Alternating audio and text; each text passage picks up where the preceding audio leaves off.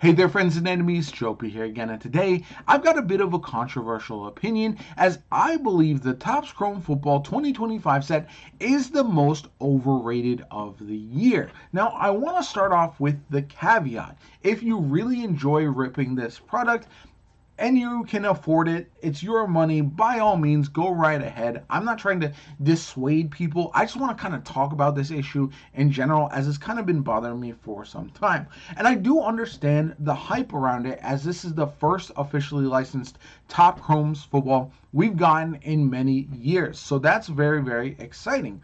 However, I don't think the cards are necessarily going to live up to the hype over the long haul. I think we're seeing a lot of the prices be inflated, whether it is the price of the packs themselves. The base retail is already more than you'll see from other hangers, blasters, megas, and hobby boxes. But then the secondary market is also way overinflated with those same boxes going for double at times what you might see from retail. Add to that, the singles at the high end are outrageously expensive, unrealistically so when you compare them to similar cards of the same number, of the same short print. And so because of that, I just feel like everything is really high right now to a degree that we're not seeing anywhere else. And you add to this with the fact that the rookie class for 2025 is not that good in comparison to 2024, for example, which was very good. And you see it with basketball. The prices of basketball, especially on the secondary market, are very inflated.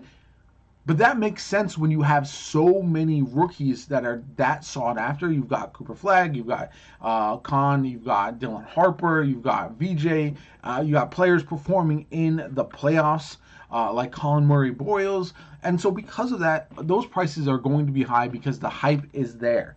We are already past the end of the NFL season. This rookie class was just not that sought after. There's really no quarterbacks that look like they're going to be the next Drake May, Caleb Williams, even as far as like exciting prospects that could be valuable for years to come. Tyler Shuck, Cam Ward, these types of Shedeur Sanders and Jackson Dart, they're just not in the same caliber. And so because of that, there feels like there's going to be a big disconnect when a couple years from now we look at the overall prices.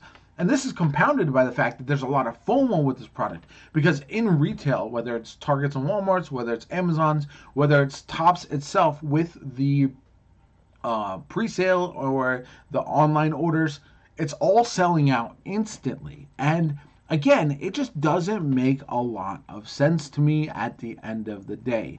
Especially when you consider some of the most sought after products are not even available in retail. They're not available for hobby or for blasters and megas and all that kind of stuff. So I think that's a big part of the issue.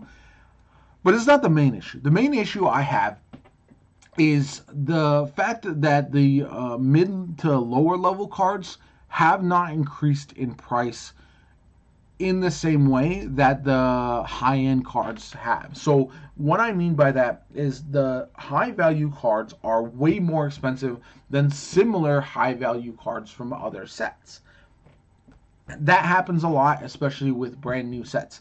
But what we're not seeing is those mid to low end cards, those cards that are numbered, that are inserts, that are just like as a 49ers fan, I might be looking to collect Fred Warner on the all chrome. I want stuff like that in my collection. Maybe a numbered version. Those cards are not very expensive. You can go on eBay and you can find them pretty easily for not a lot of money. And because of that, there's just a weird situation where far more people are getting skunked with this product than usual. As my personal preference when I'm ripping cards, I like to find a few cards for my PC, and then I'll flip some of the cards that I'm looking to not necessarily make money back, but mitigate the damage that that the box cost me. So, say, for example, with other sets, a box costs $30. If I get a couple of PC cards maybe I get a card with $5 or $10, and then I get other cards that I'll add to like lots and try to resell that way. I do it on eBay all the time. That will allow me to kind of cover some of those costs. So I don't feel like I wasted $30. I got the cards I'm looking for. I was able to flip some, and I'm also able to really kind of find a happy medium. And then once I make enough of those sales, now all of a sudden I can just turn around and buy another box, maybe of that product or a different one.